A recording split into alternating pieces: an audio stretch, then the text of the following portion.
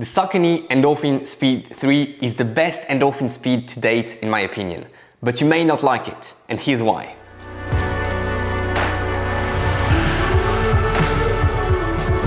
Hey everyone, and welcome back on the channel. My name is Alex, and in today's video we are discussing the Saucony Endorphin Speed 3, my first impressions after 2 runs only in this shoe, but I think you deserve to know what I think about it, and it's quite exciting. This shoe was sent to me by Running Warehouse. You can find a link in the description and maybe here somewhere upper right hand corner to Running Warehouse. It really helps the channel if you use these links because I get a little kickback and I can reinvest in gear and other stuff to create better content for all of you. Saucony Endorphin Speed 3 metrics. First, weight 251 grams, in the same ballpark as Endorphin Speed 2 and Endorphin Speed 1, the 250s, very similar weight to the 2 precedent editions. Geometer score, it goes down quite a bit, 29 on the geometer scale. It feels a bit softer. The Endorphin Speed 1 and 2 were already quite soft, but in the 31, 32 ballpark on the geometer scale, ranging from 0, super soft, to 100, super hard.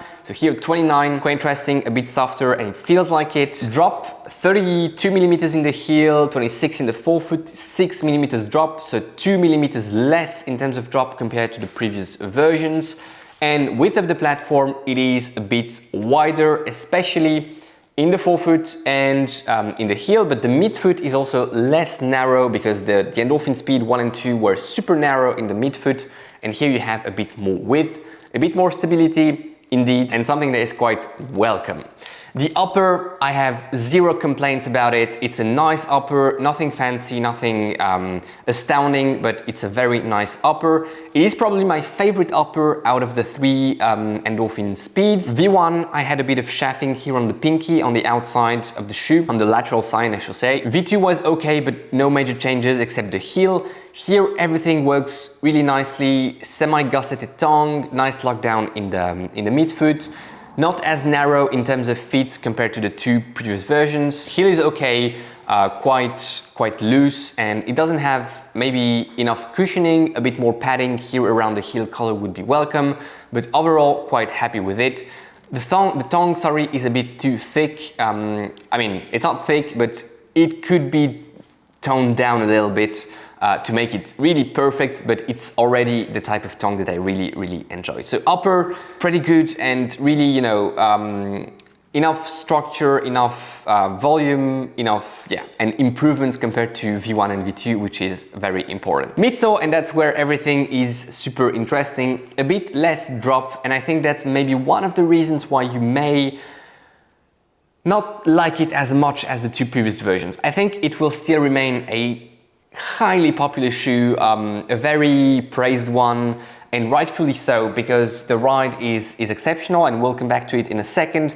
But a bit less drop means a bit less of that nice heel to toe roll, and a bit more of a tendency to be ideal, perfect for a heel to midfoot strike, midfoot to forefoot strike, and something a bit more, let's say, neutral. The first speeds were really nice at heel striking because of that nice snappy way of rolling to the forefoot and that 8 millimeters drop, which played a role in that, especially when fatigue kicked in for longer distances. I know some people raced 100 kilometer events with the speeds, and I think the 8 millimeters drop played a role in that. 6 millimeters is my ballpark. I like 6 millimeters, and here it's another proof of that. I love the 6 millimeters here. It works better for me compared to Speed V1 and V2, but I know that I don't represent the majority of runners, and 80% of us are heel strikers, and that's absolutely fine. Nothing wrong with it, but I think the first speeds were maybe a bit more oriented to that heel striking type of foot strike. Here it will still work really nicely for heel strikers. I just found when I forced a bit my foot strike towards the heel that I was bottoming out a bit too quickly, meaning that I was feeling the ground a bit too much with the heel. Whereas midfoot and forefoot, you have a bit of ground feel, maybe a bit more than on the first speeds, but not as much, and certainly not as much bottoming out as with a heel strike. The ride is absolutely fantastic. You know that I can really destroy shoes if I don't like the ride, and so if I'm trying really to be honest, so when I'm saying absolutely fantastic, I mean it.